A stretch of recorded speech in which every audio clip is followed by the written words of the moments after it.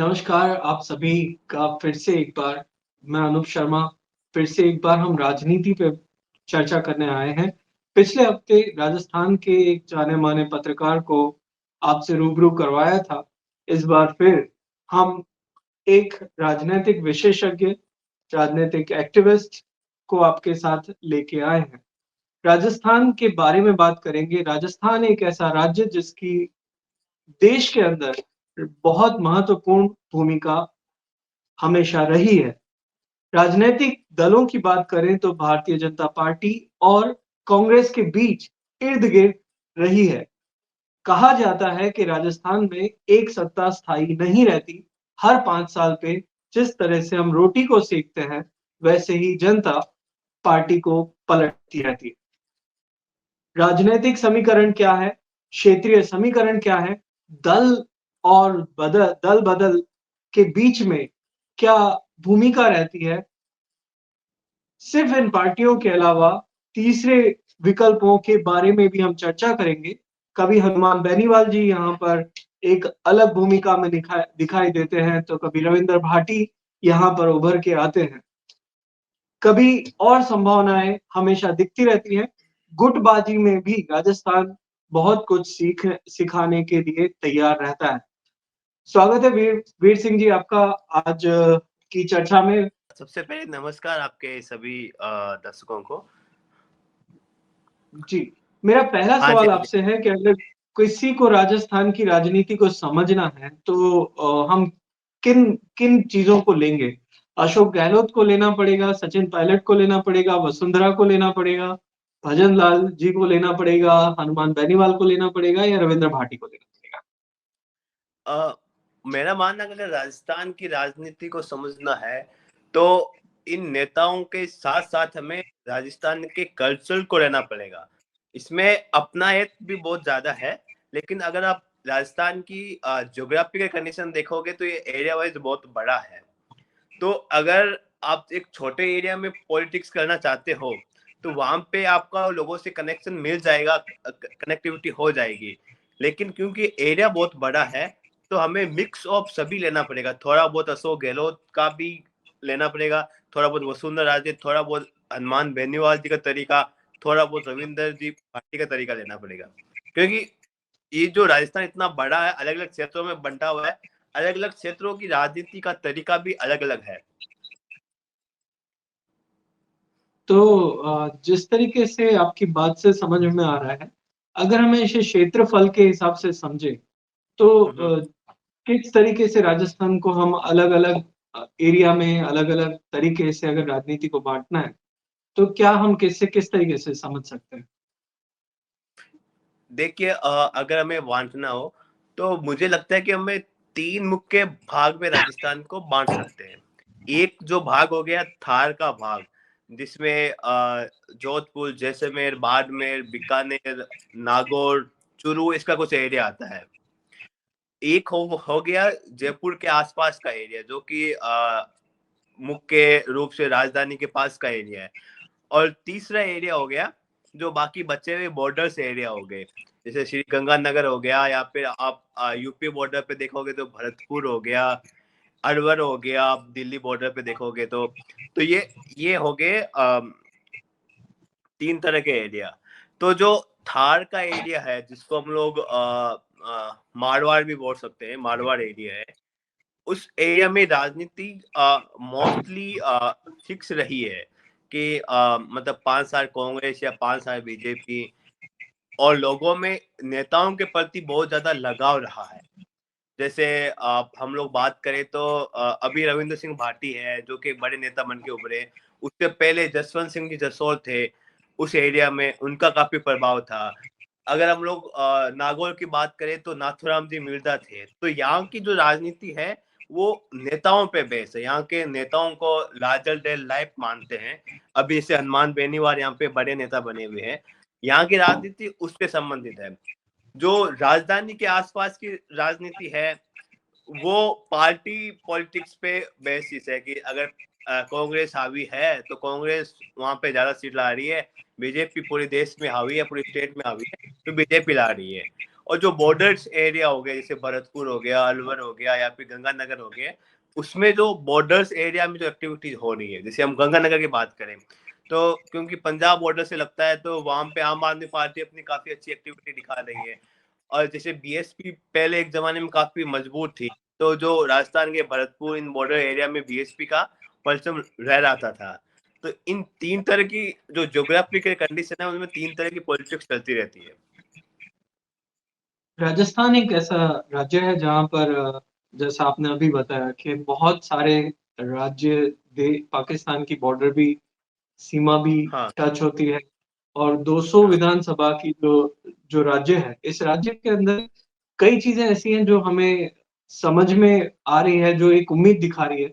वो ये है कि हम्म, लगातार राजस्थान भाजपा और कांग्रेस के अलावा कोई विकल्प की ओर इशारा कर रही है, और उसी का शायद नतीजा है कि हनुमान बेनीवाल जी या तो फिर बाप पार्टी हो, भारतीय आदिवासी पार्टी हो, या फिर अ, रविंद्र भाटी हो, और निर्दलीय भी काफी अच्छे खासे संख्या में हमेशा जीतते रहे हैं, हम्म। जिसके कारण अशोक गहलोत की पॉलिटिक्स चमकती रही है।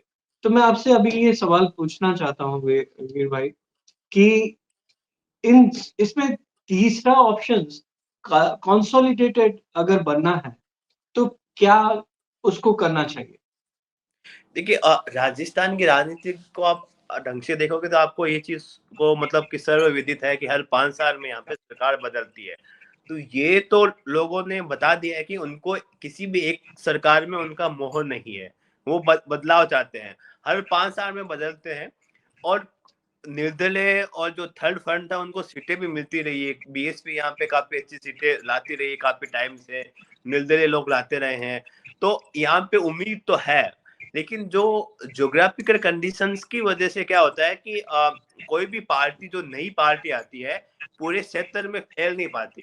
जैसे मैंने बताया कि हर क्षेत्र अलग अलग तरह से बिहेव करता है, तो उस वजह से फैल नहीं पाती। जैसे आपकी बात से मैं सहमत हूँ, आपने कहा कि अगर थर्ड फ्रंट को आना है तो उनको यूनाइटेड आना पड़ेगा। मतलब जैसे किसी एरिया में आरएलपी जो अच्छा करे वहां पे आरएलपी करे, किसी एरिया में बीएपी अच्छा करे बीएपी करे, कुछ एरिया में आम आदमी पार्टी अच्छा कर रही है, वो तीनों मिला के आए तो ज्योग्राफिकल कंडीशन को इजीली कनेक्ट कर पाएंगे और हर जगह उनकी पहुंच हो पाएगी। और क्योंकि थर्ड फंड के लिए हमेशा लोग तैयार हो। देखिए कई बार क्या होता है कि लोगों के वोट बन जाते हैं कि हम लोग जिंदगी भर एक ही पार्टी को वोट देंगे। राजस्थान में ऐसा बहुत कम होता है क्योंकि हर 5 साल में सरकार बदलती है, मतलब वोटर्स अपना मानस बदलते हैं, स्विंग वोटर्स यहाँ पे बहुत ज्यादा है। तो अगर थर्ड फंड अगर मजबूती से यहाँ पे आए तो थर्ड फंड के लिए भी काफी कुछ चांसेस है यहाँ पर। जी बिल्कुल, मैं आपकी बात को कई लोगों ने मुझे भी कहा है कि थर्ड फ्रंट के लिए बहुत ही अच्छा विकल्प राजस्थान बन सकता है। अगर राजनीति में जातीय समीकरण बहुत ही महत्वपूर्ण भूमिका निभाती है। आज भी हाँ। हमारे देश में हर एक राज्यों के अंदर जातीय हम्म, जो ताना-बाना है वो बहुत ही महत्वपूर्ण भूमिका निभाता है। अगर राजस्थान की बात करें तो गुज्जर, हम्म, मीणा, जाट, राजपूत और ब्राह्मण, ये हम्म, मुख्य 5 ऐसे हैं, जितना मेरी नॉलेज में है, आप इसको करेक्शन भी कर सकते हैं। पर 5 जो जातियाँ हैं, इनके हम्म, इर्द-गिर्द घूमती रहती है। तो ऐसे में जिस व्यक्ति की राजनीतिक भूमिका नहीं है, जैसे कि हम अशोक गहलोत की बात कर सकते हैं। अगर हम हम्म, बाकी सबका लें, जैसे वसुंधरा राजे हैं, तो वो एक क्षत्रिय कम्युनिटी में से आते हैं। सचिन पायलट हैं, तो गुर्जर एक अच्छी भूमिका है वहाँ पर। तो हम्म। जो ऐसे लोग हैं जिनकी कम्युनिटी बेस नहीं है, आज रविंद्र भाटी हैं तो उनकी भी एक कम्युनिटी है, हनुमान बेनीवाल है तो उनकी भी एक कम्युनिटी है, पर अशोक गहलोत इसमें एक अलग हैं। तो अगर वैसे जो लोग हैं, उन लोगों के लिए क्या संदेशा होना चाहिए? क्या उन्हें राजनीति में आना चाहिए या उन्हें राजनीति से दूर ही रहना चाहिए? देखिए आप जो जातीय समीकरण की बात कर रहे हो, राजस्थान और बिहार में जो फर्क है वो मैं आपको समझा देता हूँ। बिहार में आप क्या देखोगे, हर छोटी से बड़ी जाति वोटिंग पैटर्न उनका अपने नेता की तरफ होता है। लेकिन राजस्थान में क्या होता है कि जो जो टॉप 1 या 2 जो कास्ट होती है हर असेंबली में, वहां पे तो हुँ, जाति के लिए लामबंद हो गए। मान लो कि टॉप 1 जो कास्ट है, कोई भी एक्स कास्ट है और उसका नेता खड़ा हुआ है तो उसके कास्ट के लोग उसकी तरफ आ गए। सेकंड पे है वाई कास्ट और उसके जो नेता किसी और पार्टी से खड़े उसके पीछे लामबंद हो गए। लेकिन उनके अलावा जो मोस्टली जो जाते होती है 10-20 जाते और होती है, उनका वोटिंग पैटर्न में कास्ट का इतना मैटर नहीं रखता, क्योंकि एक तो उनका कैंडिडेट खड़ा नहीं हो रहा, तो उनको उनके जो वोटिंग्स होते हैं वो मतलब चेंज होते रहते हैं किस नेता के काम के हिसाब से या और चीजों के हिसाब से।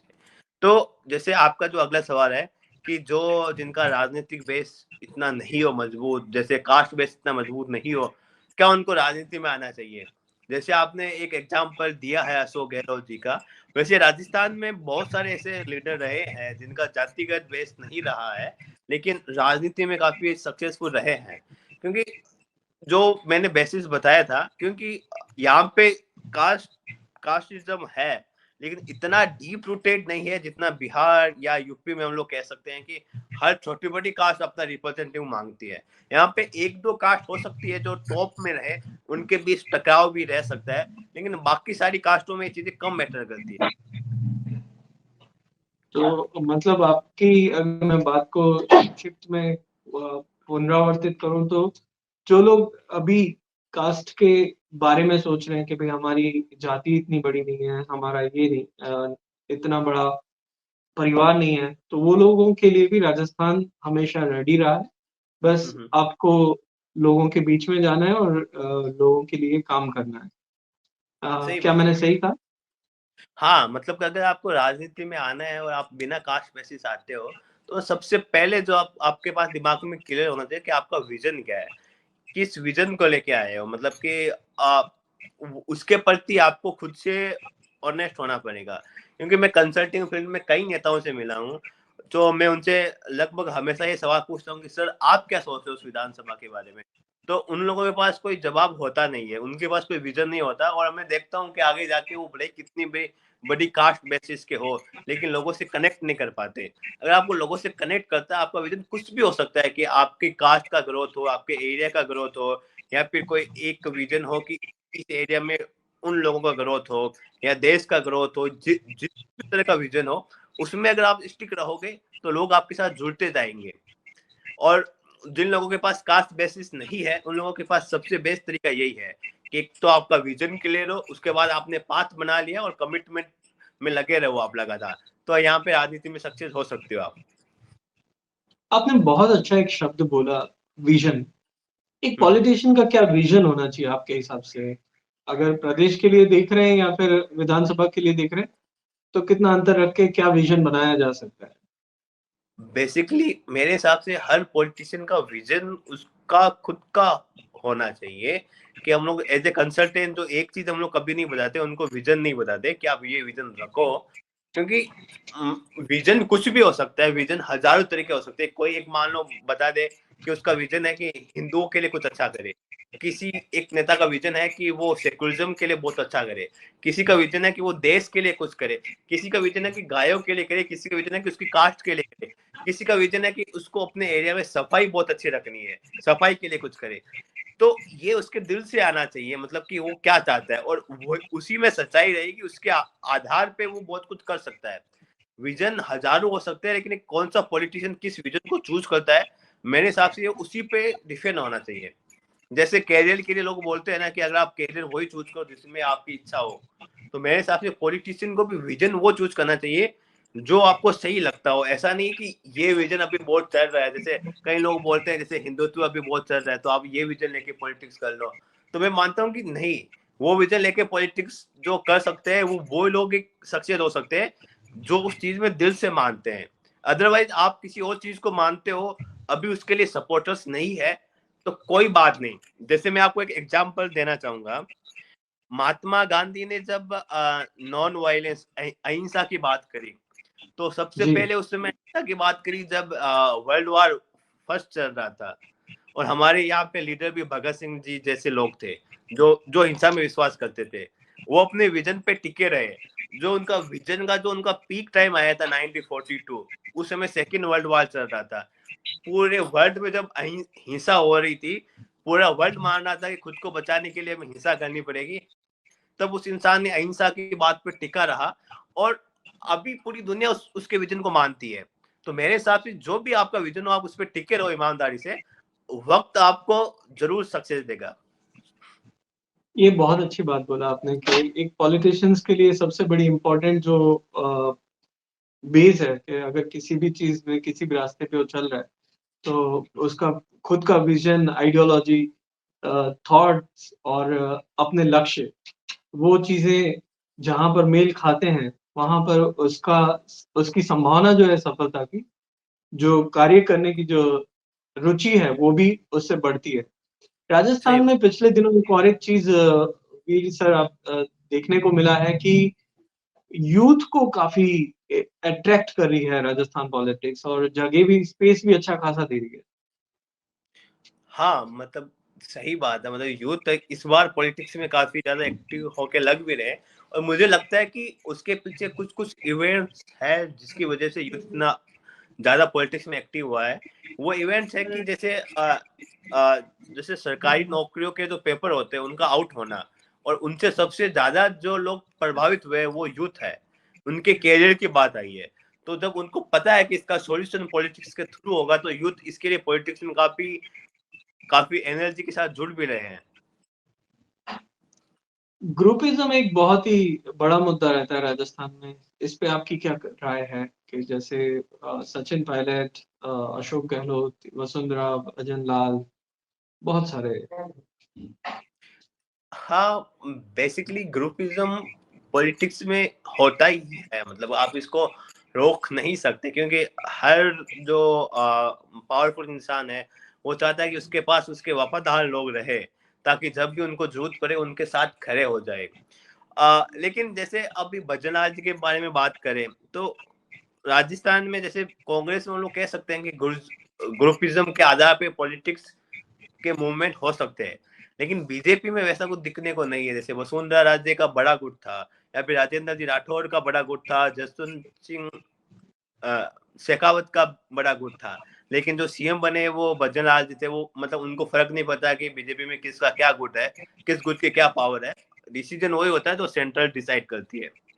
हाँ, राजस्थान में जरूर पॉलिटिक्स में कांग्रेस में जरूर फर्क पड़ता है कि आपका ग्रुप कितना ज्यादा मजबूत है। मैं इस सवाल को इसलिए किया था क्योंकि मैं आपसे ये जानना चाहता हूँ कि हर एक जो भी राजनीति में कार्यरत है, उसे ग्रुपिज़्म का सामना करना पड़ता है।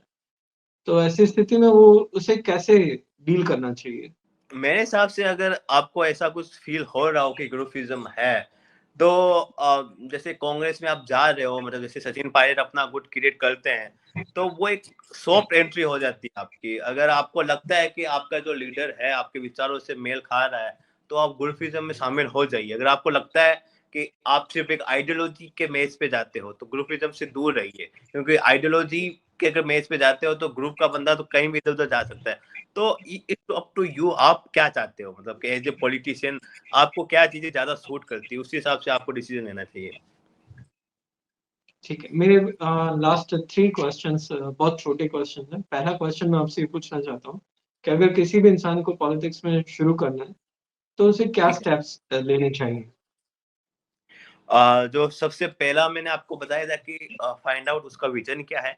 अपना विजन डिसाइड हो गया, उसके बाद उसको अपना पाथ ढूंढना चाहिए। मतलब कई तरह के पाथ हो सकते हैं। किसी को स्टूडेंट राजनीति से आना है, किसी को सोशल वर्क के थ्रू आना है, किसी को पार्टी पॉलिटिक्स के थ्रू आना है, या किसी को एक्टिविज्म के थ्रू आना है। तो उसको सेकंड चीज है कि विजन के बाद उसको पाथ ढूंढना है, किस पाथ पे वो फोकस है। थर्ड है जो सबसे इम्पोर्टेंट है, कमिटमेंट। आपको लगातार काम करता रहना पड़ेगा। राजनीति में ऐसा होता है कि आपने 5 साल तक आपने लगातार काम किया, आपको पता ही नहीं चला कि आपका क्या ग्रोथ है, और छठे साल एकदम से आपकी मतलब किस्मत चेंज हो गई। लोग बोलेंगे ये उसका लक अच्छा है, लेकिन लक नहीं होता। लगातार कमिटमेंट अगर आप जुड़े रहते हो, तो वो फल कभी ना कभी देता है, और जिस समय देता है उस समय लगता है कि बहुत बड़ा चमत्कार हुआ है। तो मेरे हिसाब से 3 स्टेप है: विजन, पाथ एंड कमिटमेंट। बहुत ही शानदार और बहुत ही आसान शब्दों में आपने ये बात समझाई है। राजस्थान पे मैं पूछना चाहता हूँ कि राजस्थान पे आपको सबसे बड़ा नेता कौन लगता है? मेरा दूसरा और तीसरा क्वेश्चन दोनों कनेक्टेड है। सबसे बड़ा नेता कौन लगता है और क्यों? राजस्थान का सबसे बड़ा नेता, मतलब किस बेसिस पे आप पूछना चाहोगे? अगर आप मुझे पूछना पॉपुलैरिटी चाहोगे के कि बेसिस सबसे पे, बड़ा काम नेता करने इन की टर्म्स ऑफ बेसिस पे। संघर्ष में, जैसे जी। मैं इसका जवाब वैसे देता हूँ, अगर आप मुझे पूछना चाहोगे सबसे बड़ा नेता इन टर्म्स ऑफ संघर्ष में, तो मैं कह सकता हूँ हनुमान बेनीवाल। आप पूछना चाहोगे सबसे बड़ा नेता इन टर्म्स ऑफ अपने मतलब अपनी टीम बनाने में, तो मैं कहना चाहूंगा कि सचिन पायलट। अगर आप कहोगे सबसे बड़ा नेता इन टर्म्स ऑफ पॉलिटिक्स, तो मैं कहना चाहूंगा अशोक गहलोत। तो सबके अलग अलग है, सब मतलब सब टर्म्स में अलग अलग उनके जवाब होंगे। आपने सभी मतलब कांग्रेस के भी लोगों के ले लिए, हनुमान बेनीवाल का भी नाम ले लिया, लेकिन वसुंधरा जी का नाम तो लिया ही नहीं। वसुंधरा जी थी, काफी बड़ी लीडर थी, लेकिन अब उनको साइडलाइन कर दिया गया है। चलो वो कोशिश कुछ भी करे, लेकिन अब राजस्थान में उनका मुझे नहीं लगता कोई भविष्य बचा हुआ है। आपसे बात करके बहुत अच्छा लगा। अगर आप कुछ आखिरी में कोई बात ऐसा कहना चाहते हैं जो नए राजनीति में आ रहे हैं, तो आप 2 मिनट या 1 मिनट में आप उनको कुछ संदेश देना चाहते हैं तो दे हाँ, दीजिए। मैं यही कहना चाहूंगा, जो नए लोग राजनीति में आते हैं, जो एक दिमाग में जो अफवाह फैला रखी लोगों में कि राजनीति सिर्फ बुरे लोग या करप्ट लोग ही राजनीति में सक्सेसफुल होते हैं, मेरा मानना ऐसा नहीं है। मेरा मानना है राजनीति में स्मार्ट लोग सक्सेस होते हैं, और हर स्मार्ट आदमी बुरा होगा ये जरूरी नहीं है। श्री कृष्ण जी थे, हम इनको राजनीति गुरु कह सकते हैं, या चाणक्य जो कह सकते हैं। वो दिल से अच्छे थे, सोसाइटी के लिए अच्छा करना चाहते थे, राजनीति में आए और सक्सेस हो गए। तो अगर आप राजनीति में आना चाहते हो, तो आप खुद को स्मार्ट बनाओ, खुद को बुरा बनाने की कोई जरूरत नहीं है। बहुत ही अच्छी बात बोला आपने। राजनीति में अगर आना है तो स्मार्ट बनना ज़रूरी है, बुरा बनने की ज़रूरत नहीं है। बहुत बार हम सभी लोग कई मूवीज़ देखते हैं, कई सीरियल्स देखते हैं, कई सीरीज़ देखते हैं। ओटीटी प्लेटफ़ॉर्म आने के बाद तो और भी ज़्यादा राजनीति को राइट। बहुत ज़्यादा ही नीचे अ, या हाँ, दुष्प्रभाव ही या एक गंदी चीज़ बना दी है। बट हर फ़ील्ड को अच्छे लोगों की ज़रूरत होती है। अगर सही बात। अच्छा करने की भावना के लोग वहाँ पर बढ़ेंगे, राजनीति में आएँगे, चाहे वो किसी भी दल में हो, अगर उनकी संख्या बढ़ती है, तो ये संभावना है कि देश की राजनीति सुधर सके। इस चर्चा में इतना ही। आपका बहुत-बहुत धन्यवाद वीर भाई। बहुत बहुत आपका भी मज़ा बहुत है बहुत आपसे बात धन्यवाद। करके, और मैं चाहता हूँ कि आप फिर भी कभी हमारे साथ फिर कभी राजस्थान के बारे में और लंबी चर्चा में साथ जुड़ें। तब जरूर तक के जरूर। लिए सभी का बहुत-बहुत शुक्रिया। धन्यवाद।